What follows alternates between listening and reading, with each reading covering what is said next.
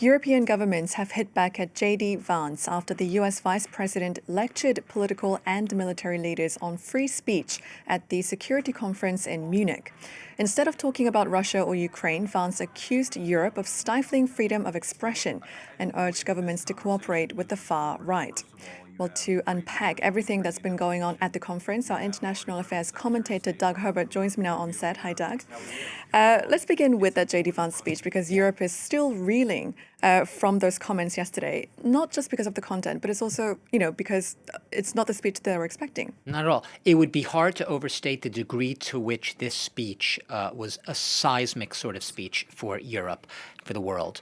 And departing from all norms, not just of civility and diplomatic niceties, but just norms that have been norms of decency and humanity in Europe, shared values between the U.S. and Europe. Look, what did J.D. Vance do? He essentially made a raw meat, hardline MAGA campaign-style speech to one of the most prominent international economic forums, security forums in the world, in Munich.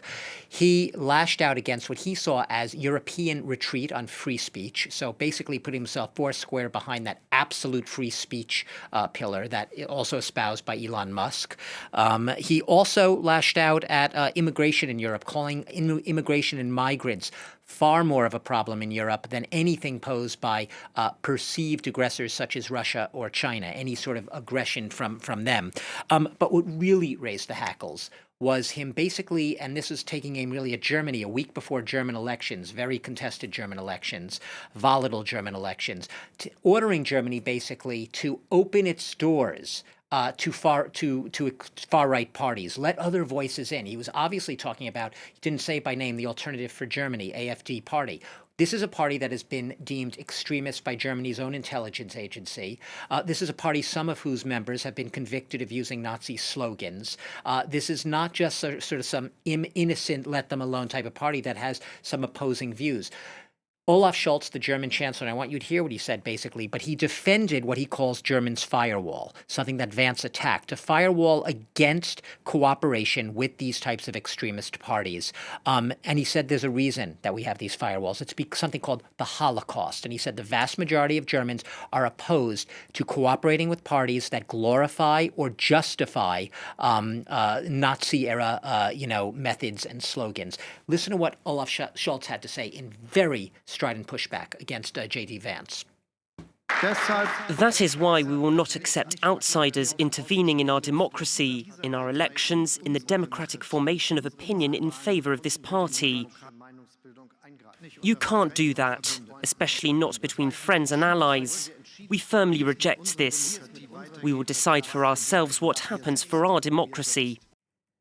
From the German perspective, adding insult to injury, J.D. Vance went on to meet with the leader of the Alternative for Germany party, Alice Weidel, a leader that Elon Musk prominently has embraced as well. So this all basically adds fire to the German perceptions that this is undue U.S. interference in Germany's domestic politics, the U.S. trying to impose and dictate how Germany should run its long-standing democracy. So these are fiery words. And beyond Germany, you also had the French foreign minister, Jean-Noël Barrot, also saying basically free speech is very much guaranteed here in Europe. Others suggesting, such as the man tipped to be the next German Chancellor, Friedrich Merz, him suggesting that it's rich of J.D. Vance to suggest that Europe is trying to restrict freedom and push back on free speech.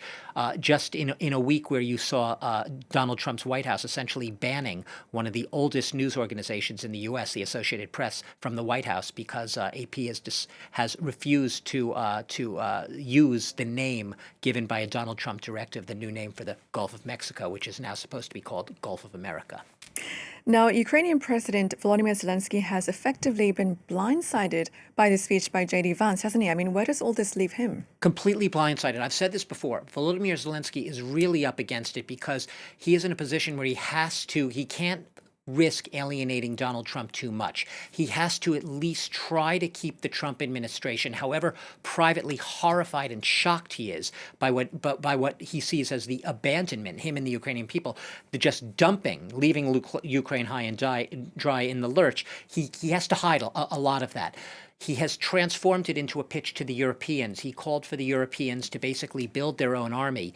But what he really did is what you got a sense of in this speech. He read from a script. There was no teleprompter. But he was a man who really did strike me, at least, my reading of his body language, someone who was really shaken. You see him strutting confidently in a lot of his tours around the world in recent years until now. This is a man who he almost seems that the scales are falling from his eyes, and he's waking up to the fact that Ukraine could very much be just left out there. He was pleading with Europe, and he's pleading also with the U.S. implicitly to make sure that Ukraine is heard in any eventual peace talks between Donald Trump and Vladimir Putin. Listen to what he had to say. Ukraine will never accept deals made behind our backs without our involvement. And the same rule should apply to all of Europe. No decisions about Ukraine without Ukraine, no decisions about Europe without Europe. Europe must have a seat at the table when decisions about Europe are being made. I started out on a dramatic note saying it would be hard to overstate just how seismic JD Vance's speech was. It would be hard to overstate just how crucial the coming days and weeks will be for Volodymyr Zelensky and Ukraine in general as they literally scramble against extremely gale-force political headwinds to ensure they're not sidelined in any peace talks. This isn't just, another speech by Zelensky. He's been going all over the world. Everyone, right? Some people roll their eyes. They're sick of seeing him everywhere. He repeats the same thing over and over.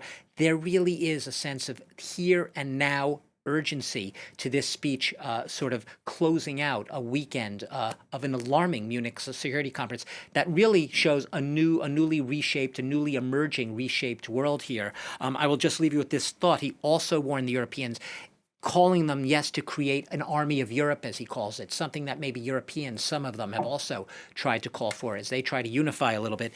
He said, Putin would try to use Donald Trump as a prop in Putin's own political performance to make himself look good, to make himself look like a winner. So Zelensky clearly, for obvious reasons, has zero trust in Vladimir Putin to stick to his words. That's why he's so desperate, absolutely desperate. I'll say it one more time. Desperate to get security guarantees, which are not being granted right now by the Trump administration, from Europe, because he doesn't think the U.S. is going to be there if and when Ukraine needs it. He doesn't think that a peace deal is going to be an insurance policy for Ukraine against Russia doing this all over again in a few years' time, not just reinvading Ukraine, but potentially with the European continent next up on the chopping block. Very interesting analysis. Thank you as always, Doug.